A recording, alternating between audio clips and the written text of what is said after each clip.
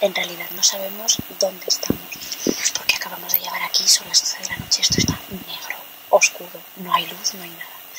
Y bueno, pues es lo que nos queda después de un día completo buscando alojamiento en todo tipo de sitios, en camping, en hotel, en hostales, en casas rurales, en pueblos perdidos y alejados. Ay, Dios mío, que hay un ruido.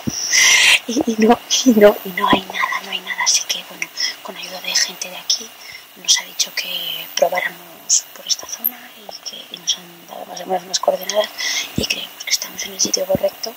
Así que ahora vamos a intentar montar lo que viene siendo una cama o algo para dormir aquí y intentar comer algo porque tampoco hemos cenado. Y pues no nos esperábamos esto en el viaje, no hay nada para dormir de aquí a todo el mes de agosto. Entonces no sabemos qué vamos a hacer, si vamos a continuar haciendo esto porque ya son 2 noches seguidas. Ayer nos tocó dormir en la playa o cambiar la ruta, no sabemos qué vamos a hacer. Por ahora vamos a hacerlo, vamos a intentar dormir un poquito. Así que bueno, un beso y que estéis muy a gustito vosotros en vuestras camas porque ahora las estamos echando realmente de menos. Hasta luego.